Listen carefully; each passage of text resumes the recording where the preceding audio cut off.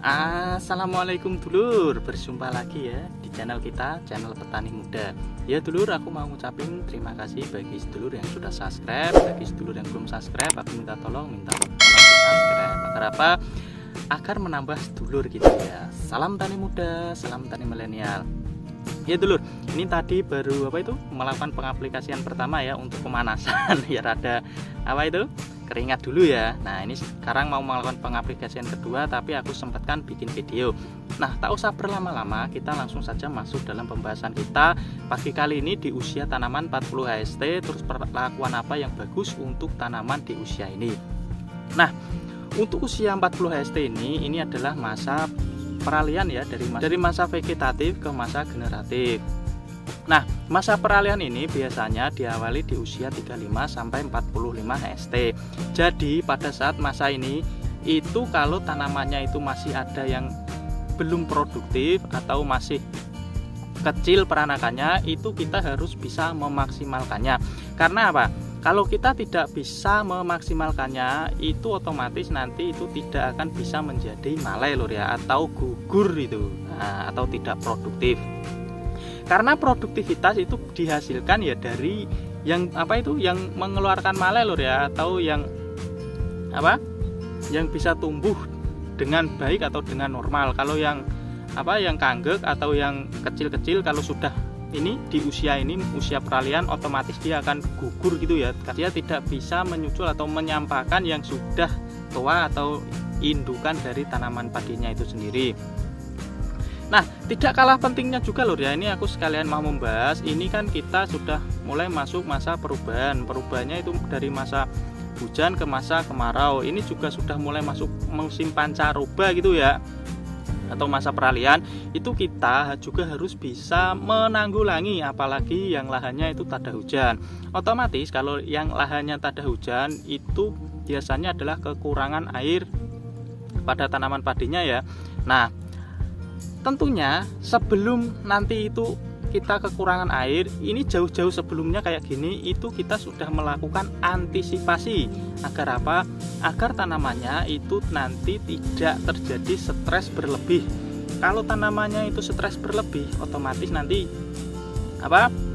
hasil yang didapatnya pun itu akan berkurang. Karena hasil dari tanaman padi ya pasti dihasilkan di masa generatif itu lur ya. Kalau generatifnya nanti sudah terjadi stres berlebih ya, nanti ada tidak kesinkronan itu dari modal dan usaha, atau dari modal dan hasil yang kita dapat.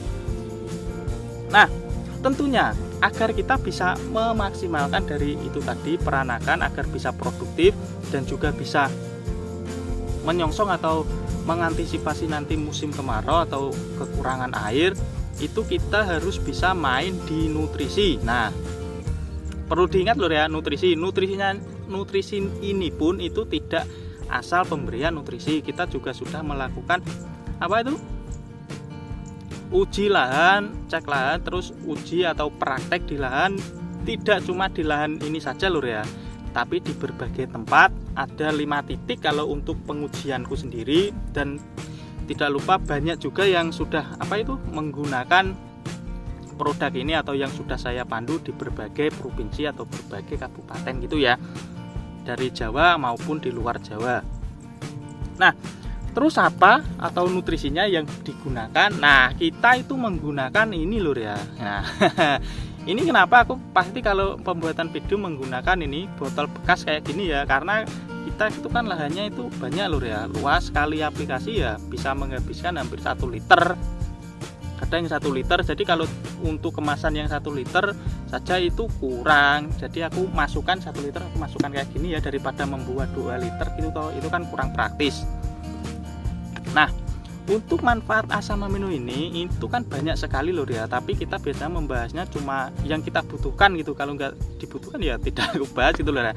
Kayak gini, kayak untuk memaksimalkan dari peranakan atau memproduktivitaskan anakan itu kan membutuhkan nutrisi yang berlebih atau banyak ya, karena tanamannya itu kan masih kecil gitu ya. Jadi nanti biar bisa bul gitu ya, atau pertumbuhannya cepat. Jadi itu pasti menggunakan memerlukan ZPT atau zat pengatur tumbuh, dimana itu biasanya adalah gibberellin ya. Terus apakah di kandungan asam amino itu ada kandungan ZPT-nya? Tentu ada loh. Di sini itu sudah ada kandungan ZPT yang bisa membantu pertumbuhan dari tanaman itu sendiri ya.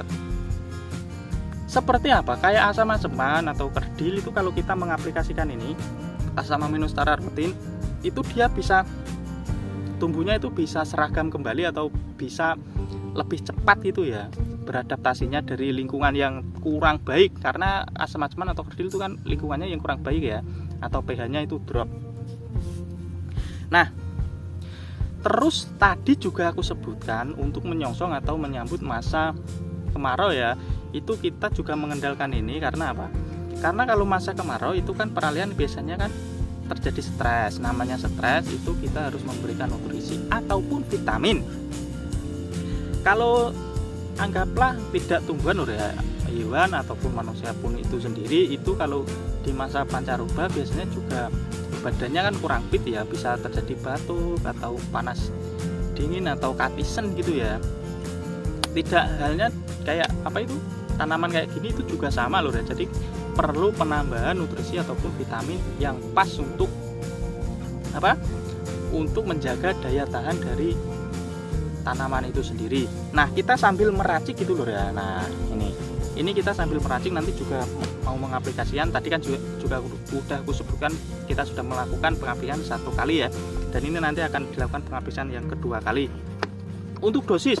Nah, untuk dosis standar untuk penggunaan asam amino super ini itu kan juga sudah disebutkan, itu 25 sampai 30 mili untuk tangki 16 liter, dimana itu dosis standar kalau tanaman masih kecil lur ya.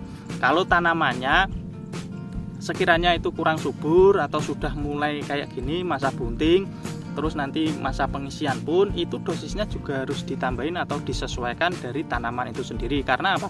Karena kita dari awal itu sudah menggunakan ini asam amino super, yaitu jadi full lur ya asam amino super, walaupun nanti ditambahin dengan nutrisi majemuk atau 1-2 kali pengaplikasian ya itu tidak masalah, atau mau ditambahin yang lain itu juga tidak masalah. Tapi kalau di sini yang di kontenku itu aku kasih full lur. Paling aku tambahin yang majemuk itu 1-2 gitu ya, karena masih ada sisa. Kemarin kan aku tambahin KNO3 ya, tapi ya cuma 1 kali. Ya ini kan kalau yang ini yang pengaplikasian 40 ST ya aku cukup ini menggunakan ini. Untuk dosis kalau ini masa bunting itu kisaran 40 sampai 50 mili. Terus ada yang bertanya, kalau dosisnya itu banyak apakah tidak OD? Nah, itu tidak lur ya, karena ini asam amino itu kan basisnya ya organik lur ya. Bisa dikatakan organik walaupun ada penambahan unsur yang lain, tapi masuknya masih di bahan organik karena dari daging-daging ya. Dosinya kita sambil lur ya, sambil meracik ini biar tidak terjadi pembodohan ya. Nih.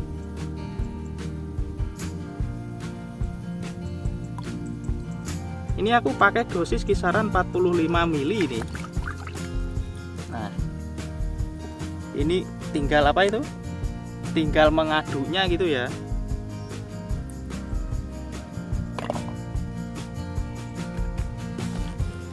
Kita menambahkannya atau menggunakan dosis 45 mili, tidak lupa setelah itu diaduk gini lur ya. Biar biar tercampur merata gitu. Kalau cuma langsung dimasukkan kayak gini itu biasanya penyampurannya itu kurang merata, jadi kita aduk dulu. Nah, seandainya di lahannya itu ada serangan dari hama ataupun penyakit, alangkah baiknya bisa ditambahkan pestisida. Untuk pestisidanya pun itu menyesuaikan yang ada di lahan gitu ya, atau serangan hama yang ada di lahan. Karena kita kemarin pada saat pengaplikasian di usia 32 ST itu sudah melakukan pencegahan dari hama ulat ataupun sundep, itu kita untuk pengaplikasian kali ini di usia 40 ST itu tidak ada penambahan pestisida sama sekali gitu lur ya. Jadi ini murni pengaplikasian nutrisi untuk tanaman padi. Nah, kita langsung aja masukkan ini ya, nih.